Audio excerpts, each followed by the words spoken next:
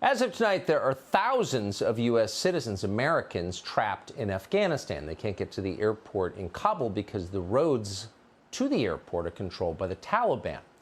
Now, the U.S. government allowed that to happen. Joe Biden's on vacation, so he can't explain how he allowed that to happen. But today, the White House press secretary said right out loud that the Biden administration will not guarantee the evacuation of Americans stranded in Afghanistan. Sorry. Can you offer any guarantee to the Americans and Afghan allies that if they remain there past the end of the month, U.S. troops will help them evacuate past the end of the month? Leisha, our focus right now is on doing the work at hand and on the task at hand. And that is day by day, getting as many American citizens, as many SIV applicants, as many members of a vulnerable population who are eligible to be evacuated to the airport and out on planes. Notice how she puts all three together. Americans, special visa applicants, vulnerable population. What the hell is that? You know who's vulnerable is Americans who are trapped in Afghanistan right now. They're American citizens. The American government exists to help American citizens, not to help vulnerable populations, whatever that is. That's a definition that changes depending on which interest group is in power. No, it's Americans. That's the point. It's the American government. But nobody cares. Our leaders are telling us that what really matters is importing tens of thousands of Afghan refugees into the United States before we've even evacuated all of the Americans who are stuck there. Now, keep in mind, these aren't just translators that they want to import, people who've loyally served the U.S. military or whatever. It's anybody in Afghanistan who wants to come here for the free health care. Who's in favor of this? Well, on the record, 46 U.S. senators, 43 Democrats, and 3 Republicans just called on the Biden administration to, quote, create a humanitarian parole category for, quote, Afghan women leaders, activists, judges, and other public figures to quickly and efficiently relocate to the United States. Brian Kemp, the kind of pathetic governor of Georgia, he's a Republican apparently, just announced he wants Afghan refugee camps in his state. Okay. So, of course, the media is completely in favor of this. They hate the population of the United States. CNN is accusing anyone who doesn't want this of being a racist. Though, by the way, have you seen the people who live in Afghanistan? A lot of them are whiter than I am. It's nothing to do with race. It has to do with putting American citizens first, period.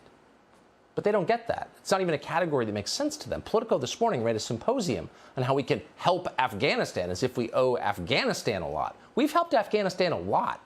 Not simply by spending more than $1 trillion there, where'd that money go, but also by letting an awful lot of Afghans move here. More than 100,000 special visas to residents of Afghanistan and Iraq in the past couple of decades. We've issued a total of 300,000 green cards to residents of those two countries.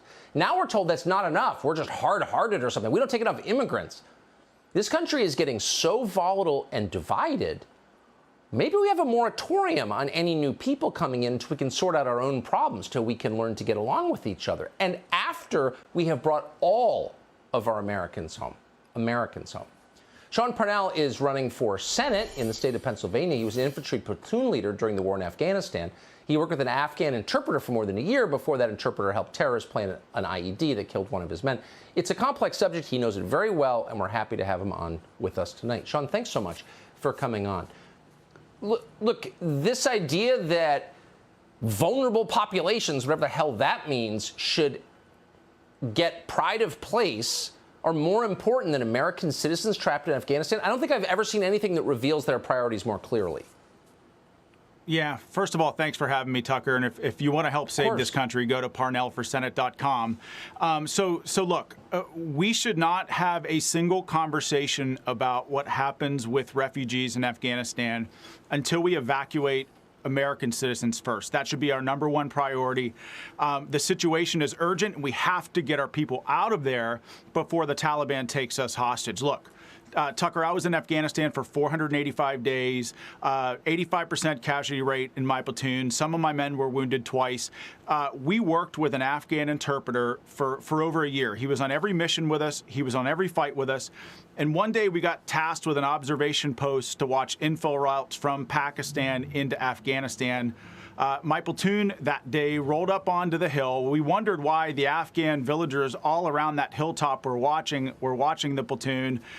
Rolled up onto the hill, one of my trucks hit a plastic Italian TC6 anti-tank mine.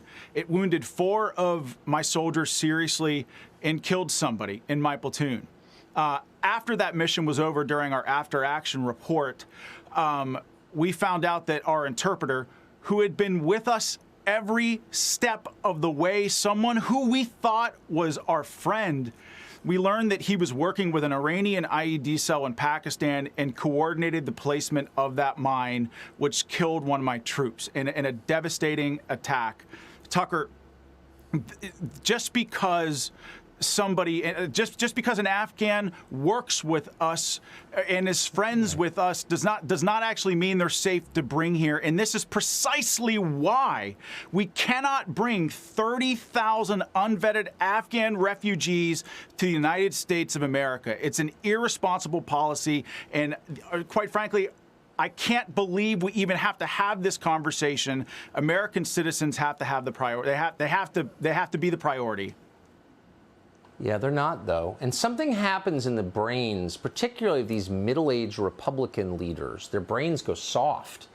Low testosterone may be part of the cause. And they decide that every dumb idea they have to kind of cringe and, oh, that's okay. You know what I mean? The governor of Arkansas is like this. The governor of Georgia, like, what is wrong with these people? Why don't you stand up for American citizens? It's not hard.